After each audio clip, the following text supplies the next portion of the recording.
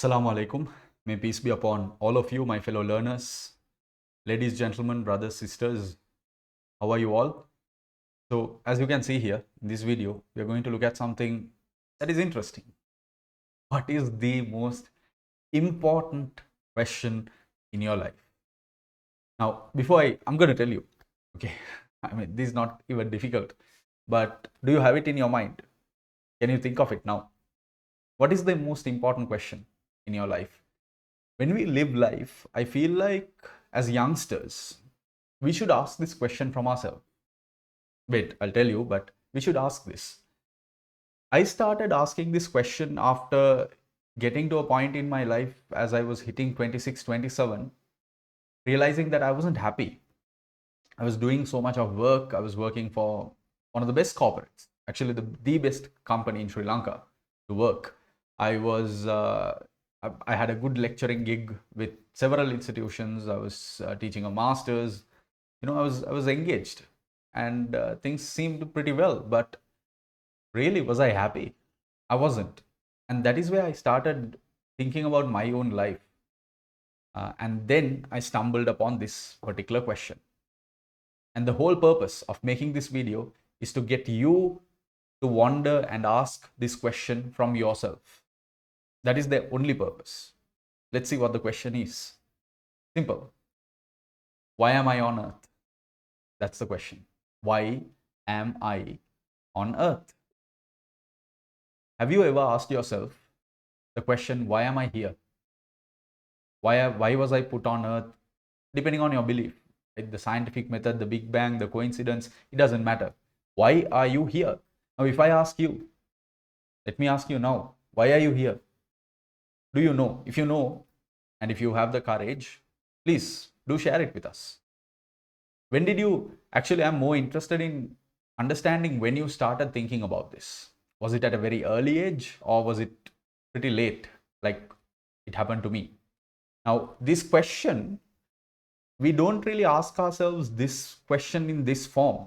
It loosely translates to a few other variations, like, why am I here?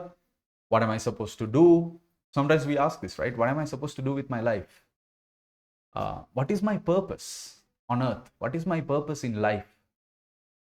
What should I achieve? People talk about ambition, dreams. So, what should I achieve? Is another variation of asking this. What should I do? What are my actions? What should my actions be? So, there are different variations to this question. Now, another interesting angle that I can add to this is what keeps you going, right? People are generally purpose driven. When you have goals, objectives, you tend to keep working toward them, right? So this I see with a lot of my learners and students and clients. I see this all the time. So because of this, we are very purpose driven, and that is exactly what the whole question is. The question is, why are you on earth, or what is your purpose on earth? Now, I can't tell you this for yourself. I figured it out for myself, but for you, I don't know how it's going to be. Only you know, only you, because you're the one who knows yourself best. So only you understand and only you know what your purpose on earth is, maybe except God. How do you figure out this answer? That's where I want to help you. That's where I want to, kind of give you a few tips. The first and the most important tip is you have to explore yourself and understand who you are. This is very important. Today, one of the biggest problems with learners and especially young professionals is they don't know themselves really well. And I was lucky. Personally, I was lucky, depending on how my life went. The way my parents brought me up, the college I went to, Kingswood College, I had a lot of opportunities to expand my skill set, to really explore who I am. I went through ups and downs, challenges, faced a lot of things during the first 20 years of my life. So by the time I hit 20 and I stepped out to real society, to go to campus and to go to work, I had been tried and tested to a reasonably higher degree than my peers. So I had a little advantage there. And then even when I started working immediately after school. And by the time I was 20, I was fending for myself. I had gone to Colombo. My hometown is in Kandy. I had gone to 100-mile distance away and started building my own life there. So you get to really understand who you are. Right? So today I feel like I have a very thorough understanding of who I am, what my strengths are, what my weaknesses are, what my feelings and emotions are. When do I get angry? When do I react? When do I not react? When am I a poor responder? When am I a really strong responder? What are my key traits? When am I patient? What is my uh, limit of patience? So these things, because I've been tested, because I've been exploring myself, I know for every single person, it's very important that we have a very thorough understanding of ourselves. When we know ourselves, when we are aware of ourselves, we can bring in control. We can bring in one of the most important virtues in life called patience. We can bring that insight to our life. When we are aware, it's when we are blind, the problem occurs. When we are blind, we don't know. Right? So this is one very important aspect. One of the other things I want to add this very serious also. Now, what I noted, especially after I started doing a little bit of mentoring, coaching, and counseling sessions, is when you really talk to people, okay, especially youngsters, young professionals who are having certain challenges in their workplaces, in their education, right? Maybe early crises in life. And even recently I heard a situation where in one of the prominent campuses in Sri Lanka, government university, a couple of suicides. I mean, suicides. Why would someone who got selected to university kill themselves? This is serious. In Sri Lanka, we have one of the highest suicide rates in Asia. Right? Isn't this a major issue? Right? But suicide is common to the entire world. Right? It's a very increasing phenomenon nowadays. Okay. One issue we notice is a lack of reconciliation with their childhood. This is a serious issue. Now, I've had to reconcile my childhood with what I see and learn today. Because what happens when you grow up, you're growing up, no? You hit 20, 22, 25, 28, 30. When you're growing up and when you're moving around society, sometimes the things we learned during our childhood, the things we were told by our parents, by our teachers, by elders, by adults, uh, tend to get disproven. They become wrong. Now, suddenly you find yourself in a situation, you're 25 and you heard something when you were 5 years old, and you, all these years, 20 years of your life, you believed it. But suddenly you come across a situation where it's not true anymore. What do you do then? You feel pretty lost, right? So this is a common phenomena. So childhood reconciliation is very important.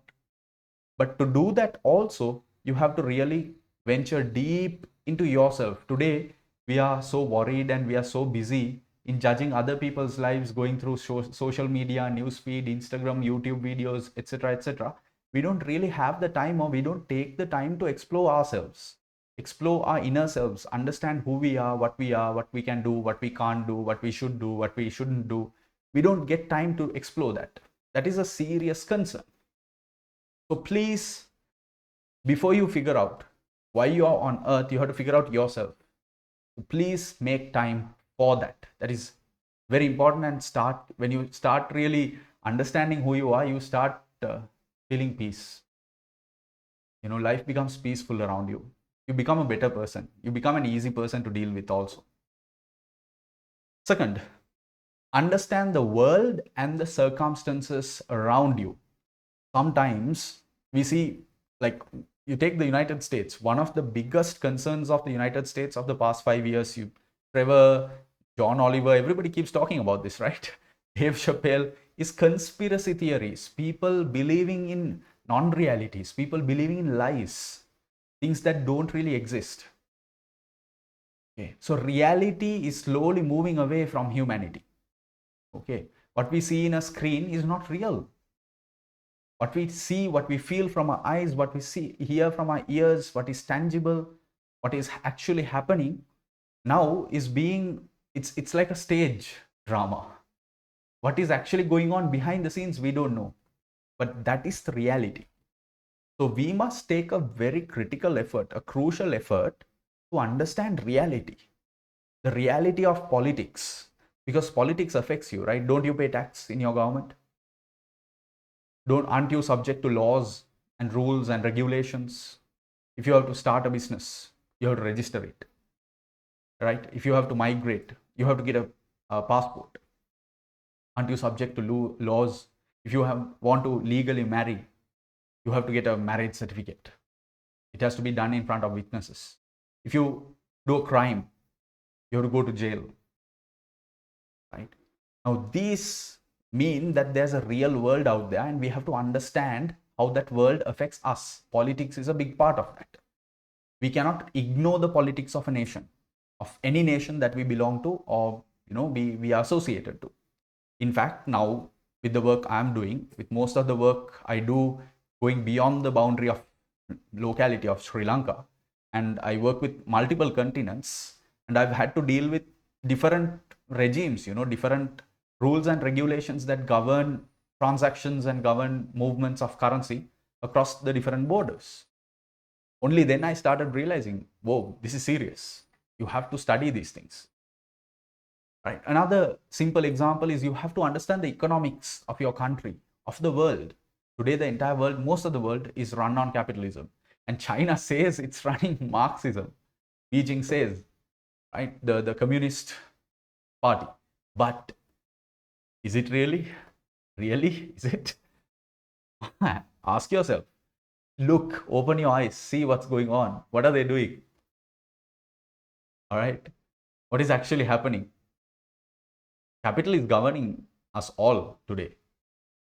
So it's actually to the extent to which we let something govern us that dictates how our life is going to be. The third, and a very important part that I feel like a lot of people are losing touch of, is religion. You're born into a religion, sure. We must study that. We must stop believing in what other people tell us about religion. We must start studying religion in itself. We must study our religion. We must study other religions, and really figure out exactly what are they saying. It's not a coincidence that one of the most powerful movements of the world is Christianity, with one of the largest subscriber base. Not a coincidence. The idea of God is not not any less powerful. In fact, it is the most resilient idea of the world. It has been the oldest idea in the world. How powerful can that be? So exploring is a big part of understanding what our place is, what the world is, what the circumstances are around us. It's just we don't give time. Right? Going to church and going to the mosque and imitating another person, imitating your father or mother, is not understanding religion. The moment you pass 12 or 14, 15 years old, and you start getting your own thought process, you get independence of thought, you should start exploring these concepts and trying to study this. Now, for the past year, I've spent a lot of my time reading about religion and philosophy. Right? I've read Voltaire, Francis Bacon, you name them, right? Nietzsche. Like, I haven't read them extensively, but enough to learn, enough to know. And I spent a lot of time reading self-help, a good range to know what they're getting at. Okay, I've spent my fair share of time looking at productivity. Who Nathan Drew, Captain Simbad, all the productivity gurus, Ali Abdal. I've spent a considerable amount of time understanding and studying these people. But it's important. You have to try and understand the reality of the world and the circumstances. The third and the final tip that will help you figure out exactly what your place on earth is what you see here. Always weigh the forces of good versus evil in your connection. The world is dual. Duality is everywhere. Plus, minus, black, white, good, bad, male, female, up, down. Duality is everywhere. The fundamental force, as you open your eyes, you start realizing this is a fight between good versus bad, good versus evil. So everything that you do, everything that you learn, everything that you associate, every action, every thought, every intent, you have to assess yourself from this frame of reference. Is it good or is it bad? Is it positive? Is it negative? I'll tell you a good example why you have to look at this closely. It's because you take half of the positivity gurus, positivity promoters. If you really look at the content, it's a dopamine inducing piece of content that they put out. What happens is you feel something very short term, and it's not actually positive, and it's not actually value adding, it's not actually good. It's very detrimental to your long term well being. It actually makes you feel worse. Today you feel good, but tomorrow morning when you wake up, you feel much worse than where you were. We need to fight against this. And I'm tired of hearing stories about how college students and university students and young professionals are not performing well and are not generally relatively happy, and not doing optimally and not giving their best. I'm tired of hearing that. We need to really address this. And one big part is asking and exploring these three concepts. If I can do it, you can do it. Come on. We are all the same. We can all help each other. My content is driven to help you do these things. And if you figure out these things slowly, I assure you, I started 3-4 years ago, and now I know very clearly why am I here. I have the answer. So if you look for it, you will find it. That's what I'm saying. So keep these three things in mind. And I want to leave you with something very important.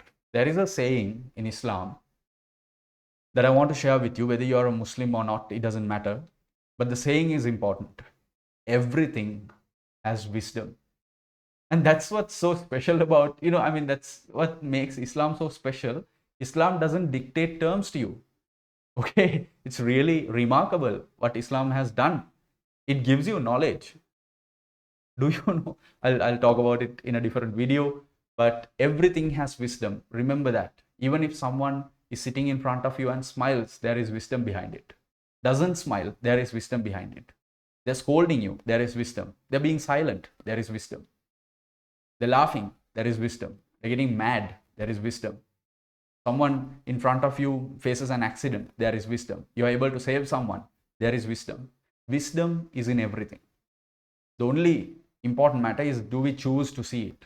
So I really wish and I really want all of you to choose to see the wisdom that lies right in front of your eyes.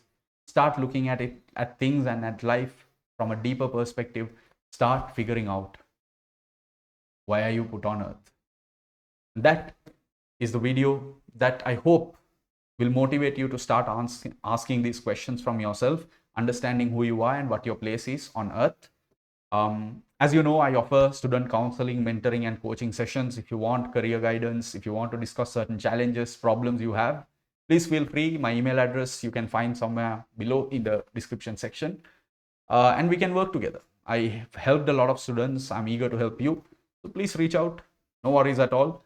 May God bless you and peace be upon all of you. Assalamu alaikum wa rahmatullahi wa barakatuhu. And may peace be upon you, your loved ones as well. Thank you.